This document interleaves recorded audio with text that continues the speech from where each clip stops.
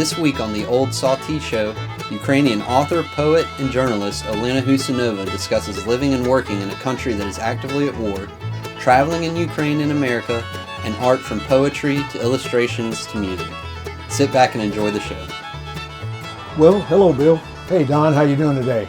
Doing good, doing good. Good to see you again, as always. Yes, sir. Buster, how are you today? Doing fantastic. Glad to be here. We're all glad to be here at the Old Salty Store on the Old Salty Show. We have a really good show lined up for you today. We're going to be talking with poet Olena Huseinovadiscusses. She's going to be discussing life in the Ukraine and her writing process. It's going to be an excellent show, and we think you're going to enjoy it, so stay tuned.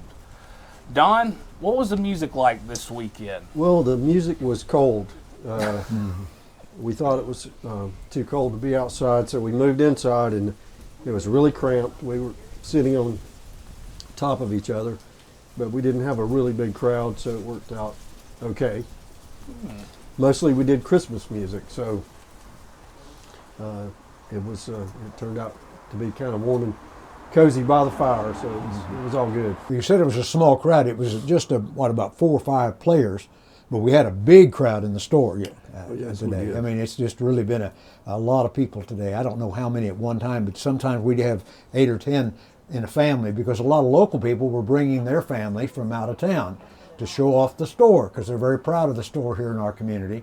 And so locals were bringing family members, and then we've had people from just almost every state of the union, coast to coast, and had a neat young fella from England yesterday had a big time in this store, and he wanted to remind us that he had stores like that in England. Really? Well, not quite the same, but nonetheless, there's old stores everywhere. You know, of course, some of their old stores are sitting in buildings that were 500 years old, whereas for us, a 152-year-old store is pretty old, which is certainly ours. But yeah, we had people from all over the place. A lot of Christmas gifts yesterday coming in. People coming in for getting their early Christmas presents taken care of. We served a lot of cider, and all weekend we served a lot of cider, and a lot of cheese came out of here, and people are giving those as gifts. But sweaters and jewelry, just all kinds of things, you know. And we have a new thing. It's fairly new. A whole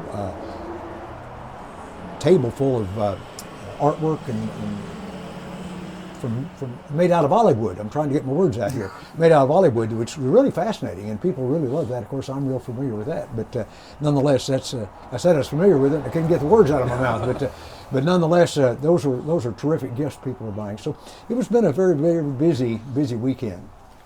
Well, our guest came from a long way away today. Maybe the furthest travel the award goes to her for a while, at least for the last several months, but we think you brought your weather with you, Olena. Yeah, it is. Hello. Nice to be here, and I'm home from the other side of the screen. There are also a lot of people, and I was listening to you were talking about Christmas presents, Right. which came from this great shop, and I would say that I am the one who get present from this shop and who bought presents in this shop, and even gloves in which I am now are from this shop. Oh, is that right? And they are great. I couldn't, I admire them all the time. Oh, that's wonderful. So yeah, everything is true. It's not just for podcast, guys. I come from Ukraine, and in Ukraine now it is probably the same temperature, but it is very wet. So it's impossible just to sit like this and to be there just like we are. So yes, probably it is a bit cold here, but I think that it is my best autumn for many years, because I can drink coffee and read books outside. Like it is 1st of December now, yeah, and I still can read books and drink coffee outside, and it's a great thing. I am happy that I have this long autumn this year. So yeah, I came from Ukraine to United States, and I spent there 3 months, 2.5 in Iowa City, as a writer in residence on international writing program. in University of Iowa, which is the oldest program for international writers and very important cultural diplomacy initiative, which is still with us and I hope will be. And the thing that we were for a long time in safe world, like at least for some extent safe world. I think it's because such programs were and they are.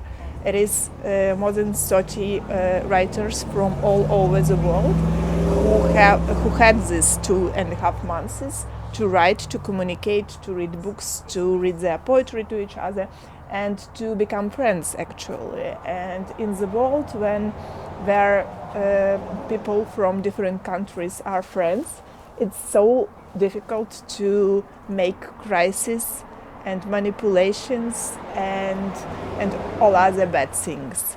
So it's a great program and I'm happy I was a part of it.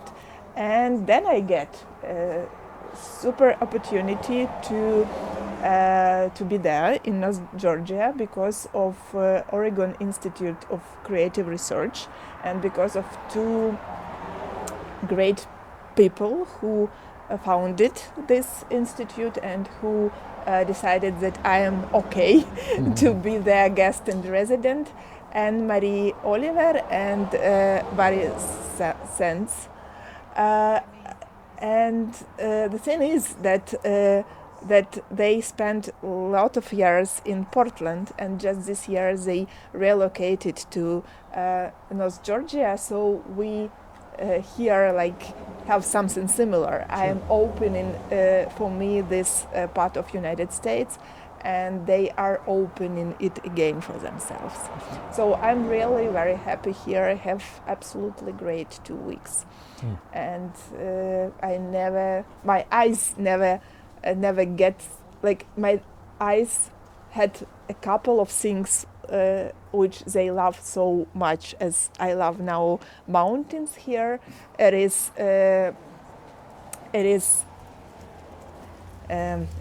Dnieper River in Kiev, one thing. Another thing is Carpathian Mountains, and third thing is building of Держпром in Kharkiv, and fourth thing is Crimea, seeing Crimea, and now Georgian mountains, one of the most beautiful things for my eyes.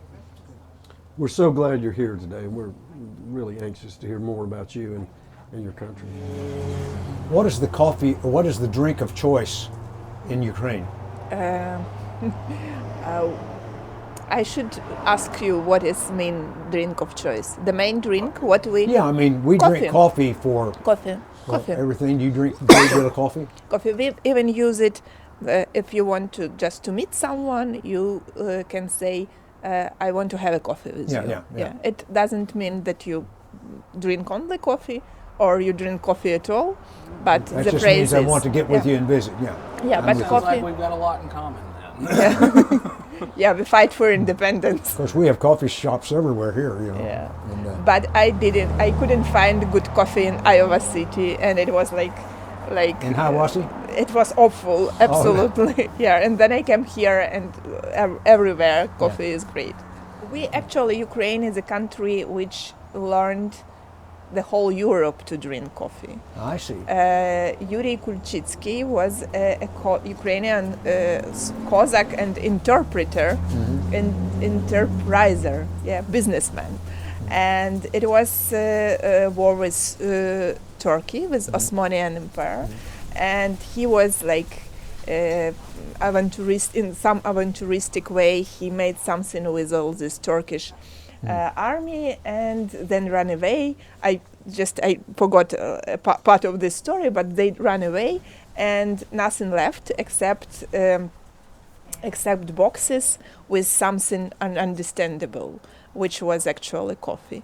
And Yuri Kulchitsky took this and brought it to Vienna and opened first coffee shop in Vienna. And he was from Lviv. He was Ukrainian soldier, aventurist, businessman, whatever. And that's how Ukrainians now learned. Coffee's everywhere in Europe. Yeah. And but United States is a country which learned to drink coffee without us, by by We yourself. did this on our own. If we wound up, any of us here wound up in Ukraine today, what should we absolutely see? What do we need to see? I think how it would be. It is a very long way from United States to Ukraine. Actually, it was not always so. Just in the beginning of February 2022, it took like 9 hours to get from Kiev to New York by plane, and then like a biggest part of the journey started.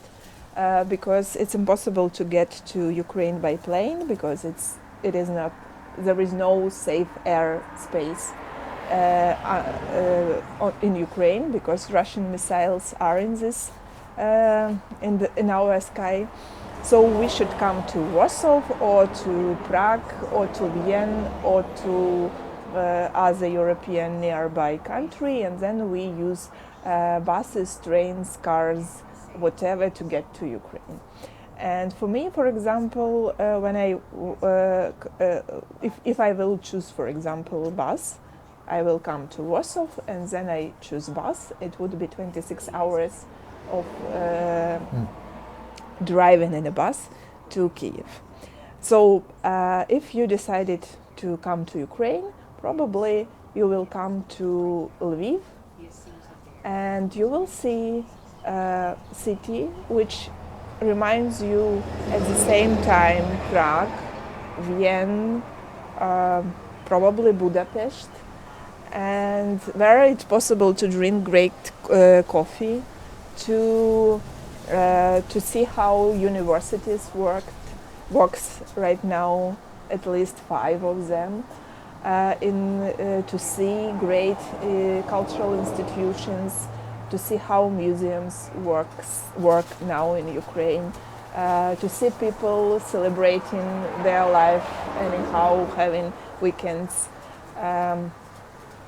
But also you will hear alarms very often, especially at night, and it means that Russians send missiles to our cities, even to such cities which are on this western part of Ukraine.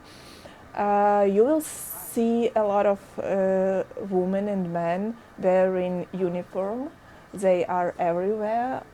They could be those who are on a service in this very city, but they also could be those who came from frontline to vacations.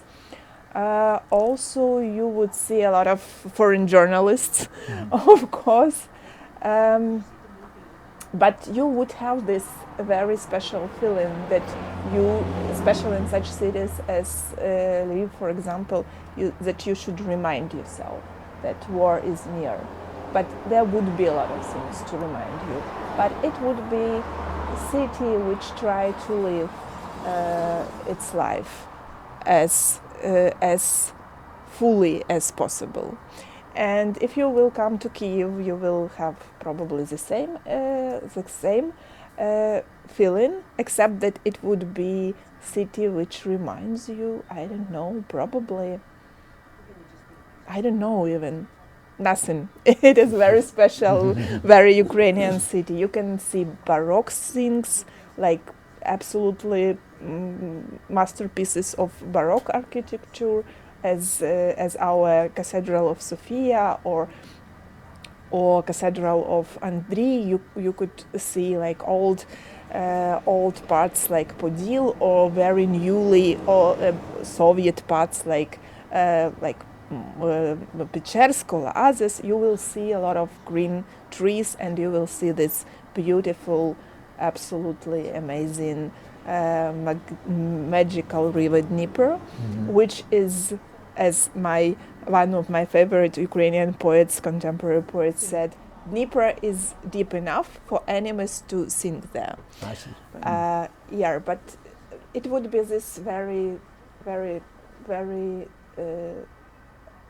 opposite feeling that you know that war is here, and it's so easy to be killed in this city if missiles will Sure. come near you.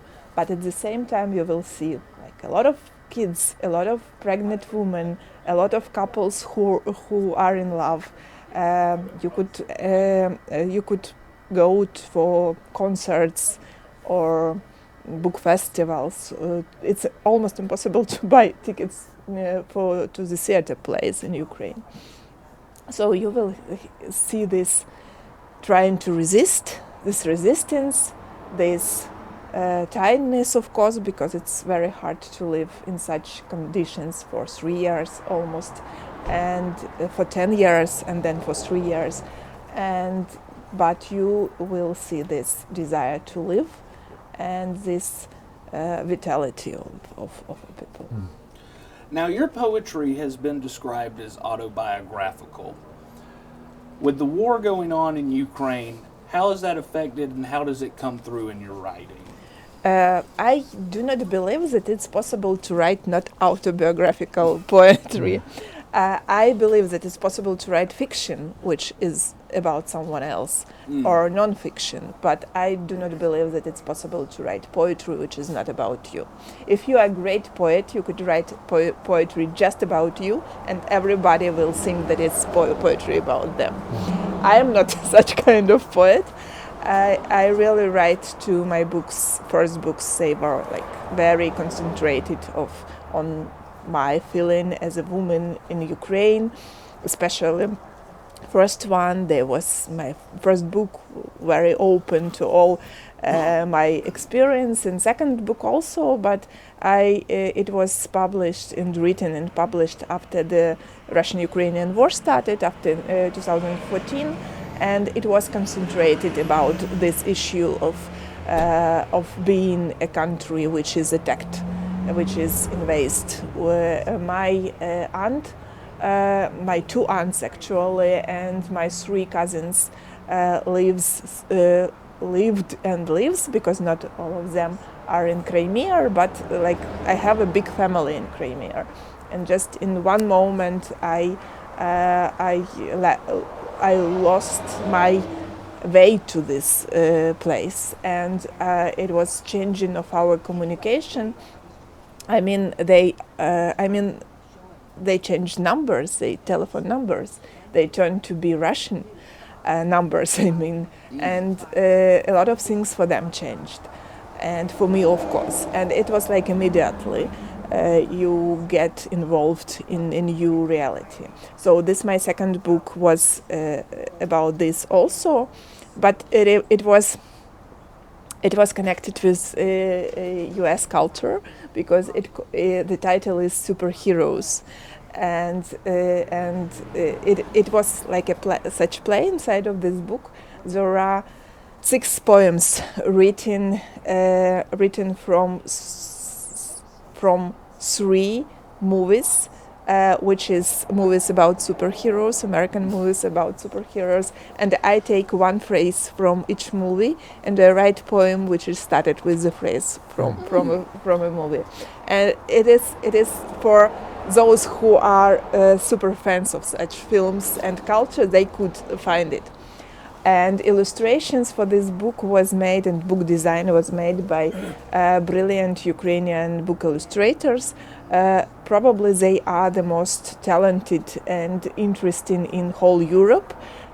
They get all illustrators prizes which possible and impossible in Europe, and now they are opening for them Asian market. They are popular. They had books. They have books in Japan or South Korea or in China, and they win a competition, like book designers competition with this my book in South Korea, and they play with American tradition of comics and Ukrainian tradition of folk primitive drawings, and they made it a mixture. And it is possible to find American allusions and to see how they interpret it in this way. But my last book actually written just about war, and it is 1 year of war. and it is very radio book because I'm radio host. And when the war started, I turned to be one of the voices of the National Broadcasting Company. I was work on 24-hour broadcasting, Wow. which was like, it wasn't me just for 24 hours, but I had like twice a week I had night airs, which is 12 hours from 9 p.m. till 9 a.m. and then from 8 p.m. till 8 a.m. I was on air, and especially it was very important to be on air during first 3 months. We were evacuated. We were not in Kiev. It was impossible to stay in Kiev for a radio station, and we were evacuated actually to Lviv. And it was like a very hard time because nobody knows what should we do and how should we sound. And it was time for me to find a voice, how to talk to people, and it was time when I have to announce green corridors, for example, for those who were evacuating from occupied cities, for example, from Mariupol, but not only. And it's still time to announce air alarms, like for people to know that there are Russian missiles in the air. And also probably the moment when I understand that I am speaking to people very directly, it was the moment when I had to announce where to get water to drink in Mykolaiv. Mykolaiv is a city, big city, on the south of Ukraine, and Russians made such situation during invasion. They were very close. They were in definite villages and small cities of Mykolaiv region, but they made impossible to bring water to the city. And it was like a couple of places where it was possible to pick water. And it was like when I understood that I am announcing that people in Mykolaiv, you could get water there and there. It was this feeling that you are talking very directly about basic things. And it was hard time and very important time. And it was the work of my voice, but also it was the work of inside of my language. And I think that it is the most important thing I ever ever done with my language. And I write a book of poetry. During all these night airs, I write something in my notebook, and then I made from this a book which is called Night Air, and which is made as my 12 hours of. And that is the book of poetry that you put out this year, correct? Yeah. And there is no love stories in it. There is one poem about love, and it pretends that it is about love affair or love story, and in the end it turned that it is a poem about love to a certain city, which is Kharkiv, city on front line, and there is no my own stories, like except my voice and being a radio host, being a voice for people. There is no my stories, but there are a lot of stories of other people. So it is still autobiographical because it was me who get these stories, but it is much more about others than about me. Do you feel that anything in your poetry is either lost or gained from being translated from your native tongue into English or other languages? It always so that about any poet, about any language, that you lost something when you translate. But I believe in translation so much that I believe that good translator could bring something which is more. Like it is with this moment when poetry overcome this border between language in which it was written and language in which it is translated. If translator is good enough, it could be a brilliant scene which could be a bit different from what was in origin. There are, of course, some allusions which is hard to translate directly, but it's possible to explain or inside of the poetry or given some comments. How involved are you personally in working with the translator or choosing the translator for your work? Actually, I have one translator with whom I want to work. She lives in San Diego, and she studies Ukrainian literature, but not only. She studies Jewish literature, actually written in Yiddish, which is language which almost disappeared, and which was language, first of all, of Ukrainian Jewish people. And we have a big tradition and great poetry written in Yiddish in the beginning of 20th century, until Stalin started his so-called process of I don't remember this word. It was a very anti-Semitic movement, and it was definitely after Second World War, which is which is scary, because USSR, and were a part of Nuremberg trail, which was a trail which explained people what is genocide is, and why Shoah was a catastrophe. And then these people come back home after this Nuremberg trail and started horrible anti-Semitic processes in their own country. And almost all these poets who wrote in Yiddish before the Second World War were killed, whether by Nazi during Second World War, whether by Stalin and Soviet regime by them. But we still have this poetry somehow, and she works with this poetry, and her book about poetry written in Yiddish will be published just very, very soon. Her name is Amalia Glazer, and actually if someone is interested in the theme, it is also anthology of Ukrainian poetry, part of this poetry written in Yiddish, part of its poetry written in Ukrainian, but it's about Holocaust and Shoah in Ukraine, poetry, and it is translated into English by Ostapkin and published in Harvard University Press, so it's possible to read it and to know more. So Amalia Glazer is my translator, and I think she is brilliant. I had one poem when I understood that she is brilliant and I don't want anyone else. I have one poem which is about my way from Kiev to Lviv during night, from first night after the full-scale invasion started. I find myself with my husband and with my friend on a very long way. It was impossible to move by highways because it was dangerous.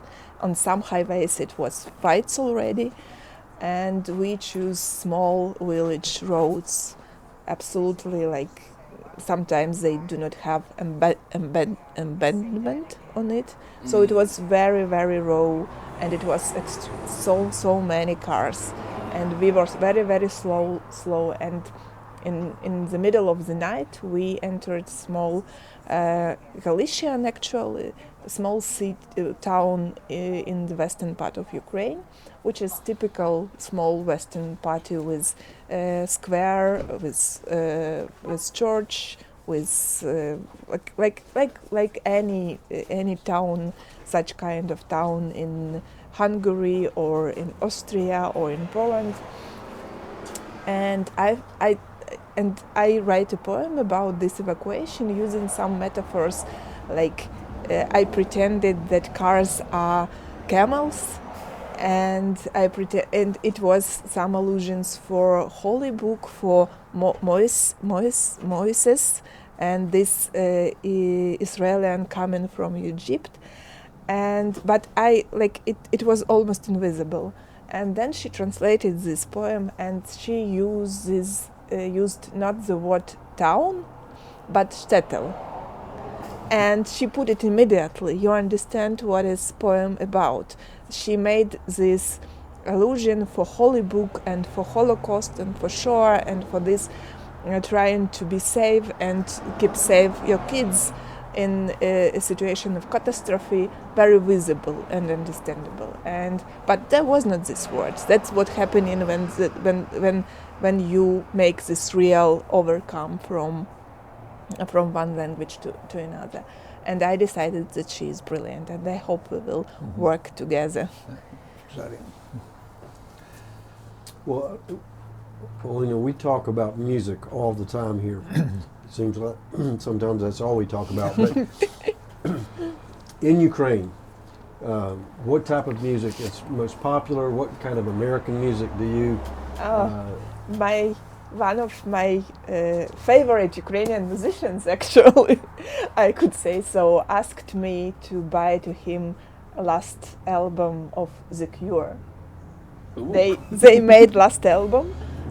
They released last album, and they said that it should be their last one, actually the last one. And they made a tour, and he asked me to buy this album. So I understand it was impossible to find it in Iowa City, so I was sure I will do it in New York. And like my second day in New York, I came to Noble and how this bookstore is called, Barnes and Noble. Barnes and Noble, and they sell on. Oh my God, no, it is sold out, and it's impossible to find it in New York. They said, okay, but I'll try. I went to 3 more shops with it should be vinyl. I went to 3 other shops, and there was not this. They said it's sold out. What do you want?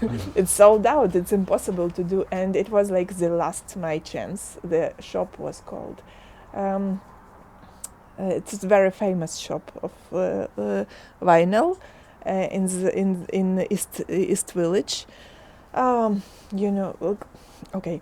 And I came, and 2 guys were like, "No, it's sold out. It's impossible." And they said, "Guys, it's my last 5 hours in this city. I should find this album. Have to get this album." And they said, "Okay, we have a box with new releases." No, not releases. Just it's new. Just arrived. New shipment. Probably it is there," they said. And he opened, and this album was the first one.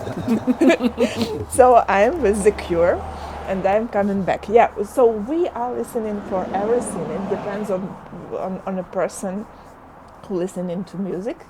We have jazz fans, and we have a great jazz festivals before the big war, and like great jazz musicians come to Ukraine, like Herbie Hancock or Pat Metheny or others, and we have a classical music which is also great. Kronos Quartet, if you know, like very famous musicians who work in this new music, classical music. They came and in probably like 7 or 8 years ago to Ukraine. It's possible to listen to any music in Ukraine. And and I think that we do not have this, like we have Atlantic Ocean between us, but we do not have any distance if we talk about culture, music especially. Well, that's probably America's greatest export is our pop culture. So. Yeah, actually, you said that you were singing a Christmas song. I'm sure that if you come to Ukraine during Christmas, you could hear half of them in English or in Ukrainian translations. I know that we have like 100 translations into, not 100, but more than 10 of Holy Night. And we have, and all others, but I am sure that you know song Choral of the Bells. Yeah, which is actually Ukrainian folk song. Absolutely. Yeah. I didn't know that. Well, yeah, most of our Christmas carols, traditional Christmas carols, were European anyway. yeah. But have that those is origins. that is story. That's how it is in the whole world. But this story is about Ukrainian independence actually, because Carol of the Bells was brought to Ukraine in 20s, in 1920s.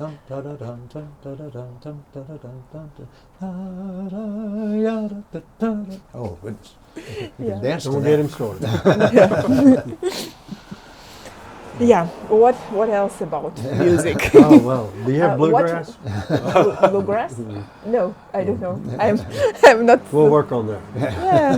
We'll send you export some home of with that a over- bluegrass some of that album. Bluegrass. It's your album. It's a It's a genre style. of music here. What it country, is? Bluegrass. Country. yeah, kind of like country music, Very- Appalachian, between very- Appalachian and country, Very popular in this region of the United States. guitars Yeah. and banjos and Yeah. and Yeah, dobros. I do not know a lot, but I always have this feeling that I should dance when I hear such yeah. music. Absolutely. Yeah. That's a good instinct. Yeah. Well, before we go, I do want to ask you, obviously I've grown up in America. We've never gone through the types of challenges and crisis that Ukraine is going through right now. So I'd imagine there's a certain kind of, not to trivialize it, a bummed out low mood going on. What is there a sense of optimism in the future for getting this war to come to an end, or is it a sense of dread? What is the mood in Ukraine right now? As I said, we are of course tired because it's impossible not to be tired when you are 3 years on a constant fight. But 3 years is just what is very visible. But we are 10 years on a fight. It was like concentrated in eastern part of Ukraine, in the small, actually now it looks like a small border. But we have our friends during all these 10 years on occupied territories. We have our prisoners whom we try to save. And these 3 years are extremely difficult because you have a lot of, you have this feeling first day of the war that you will fight till the end, and you have a lot of energy for this fight. And then you get news which is impossible to believe. Like my friend, brilliant Ukrainian poet, Svetlana Povalieva, she had two sons. She had two sons. One of them, he was 17 and just finished school, and he came to her and said, "Mom, I will go to war. I will be a soldier. You had no chance to say no for me. Just sign a special document that you are not against." And it was like in 2017. And he fight for Ukraine since that time. And her other son was so brilliant, so clever, so handsome. And just 4 months before war, we were joking that we know who would be our next president. That Roma would be our next president. He was a lawyer by education, and he was so,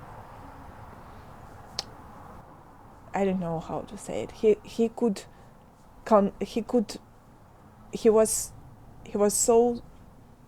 It was so many light and love to people and love to justice that he could made you better person just talking to you. And he was activist. He fight for his district where he lived. For this district, it is very beautiful place in the very center of Kyiv, full of old trees. It's like a forest inside of the city, and bad businessmen try to build their ugly complex, and he fight for this complex. He was something like 19 or 18 years old, and he was a leader of a group of people, activists, who were fight for this forest, for this district. And it is still a forest in the center of the Kiev. And when the big war started, Roma joined Ukrainian army forces, and he was intelligence service. It is when you are like he was. It's probably the other word. He was such a soldier who goes to the enemy's part of the field, check what it is there, and then send information to his colleagues, and then they made this thing done properly. Understand. And he was killed during the Kharkiv operation in summer, and it was probably one of the most horrible moments in my life. When my husband said to me, "Do you know that Roma is killed?" I remember that I spent like 10 minutes saying, "No, it's not him." And it was him, and it was like one of the first moments when you lost this optimism and you don't know how to treat things. And then in a year, one of my best friends was killed. She was a writer, and she was in the beginning of her great international career. She was writing a book about war crimes in Ukraine. She wrote it in English. She was so brilliant. She could write a non-fiction book in English, and it was sold to one of the of big UK publishing houses. And just a couple of weeks ago, this book was released. It's looking on women who watching women who watching war. And she went to frontline city, like very frontline city, Kramatorsk, with guys from Colombia, writers and activists and journalists. And they have just dinner in an ordinary restaurant, and Russian rocket came to this, like they sent it to this restaurant, and Victoria was first wounded, and then during next 5 days she passed away. And it's also impossible to believe, and like for me it's still very hard to say she was. And I still have this feeling for a long time, probably for half of a year or for a year, I have this feeling that now I will write to her, that I need to say this to her, and it's impossible. And it's just 2 stories, Sure. but we have a lot of such stories, each family. And it is very easy to be tired, because you have this great losses, and you still do not have power to make them. And it is also just very ordinary tiredness. For example, my husband joined army forces in February 2024 this year, and since then he do not have any vacations, and he is not on front line. He was it's one of the possible. It's how like country which is under war lives. You could be who you are, who you were before the war. You could continue to be yourself, but in another condition. So he was accountant before the big war, and now he is accountant for Ukrainian army forces, and his service started at 7 a.m. and the end of the service is 8 p.m. and he doesn't have vacations. And it is not, if to compare to those who are in trenches, it is nothing, but it still changes your life very much, and it is no space to get not to be tired. So we are of course tired, but we know that in spite of this tiredness we should fight, because it's not question only about, of course it's question about our lives and our safety, and it is question of our cities, our beautiful rivers, our music, our books, our theaters, and our kids, but it's also a question of our common feeling of safeness. Because if it's possible to take your tanks and to go to neighbor country, then everything is possible. And we fight not only for us, but for whole world to know that it is impossible. That we are here to be safe and to protect safeness of each other. And I am sure that we are still fighting because people in the world understand it also. And I'm here in the country which understand it properly, and we feel protection of United States and people of first of all people of United States. And me, that I am here, sitting here, talking about war and all these tragedies, just on the week which is Advent week. You have everything just to celebrate, to have joy, to buy Christmas presents, not to think about Ukraine. But you decided that it's okay for me to be here and to talk. So it means that you know that what I was talking about, safeness and our common safeness is true. And it is great protection, great support, which I feel. Absolutely. Well, you don't know how much it means to us for you to come by and tell us your story. We'll certainly have you in our thoughts and prayers, you and your family and your country. And we hope if you're back over here in the U.S., you will come back and visit us here. I hope also. I feel very happy here. Thank you. Olena, so much. before we go, Yeah. where can we find your poetry? So with my poetry in English, it's not so easy. It is still, but if you enter a site of Iowa University, there is samples of my texts. My book is possible to buy in Ukrainian. It is on the site of my publishing house, and except this book is not illustrated by these famous illustrators, but they are illustrated by my colleague. It's possible to say his photos are in this book. It is my colleague with whom we work on documentary projects. It's just 1 year of my being also a documenting writer, because actually of this photographer Mikhailo Palinjak, and his photos in my book. And also we are working on a big project. Now this part of the project is happening because of Magnum Photos. They give us money, be honest. Not just us. We are not the only one in this big project, but our project is connected with diaries which was written during the occupation. And we already made interviews with 10 people who write such diaries, and Mikhailo made photos of these 10 people in their diaries, and we have 10 more with whom we want to talk and to photo them.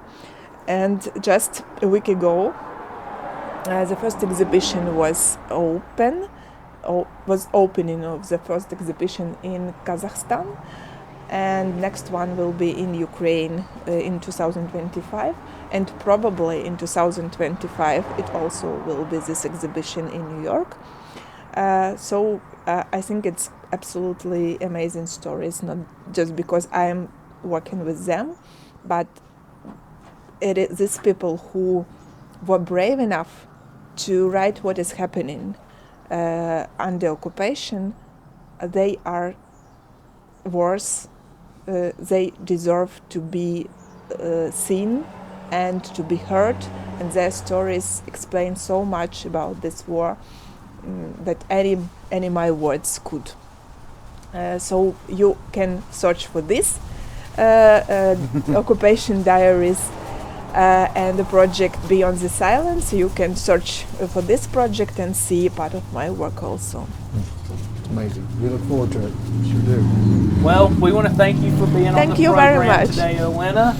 Olena Huseinovadiscusses, a Ukrainian poet. For Don Allison, Bill Cohen, I'm Buster Talent. This has been the Old Salty Show. We'll see you next week. Goodbye.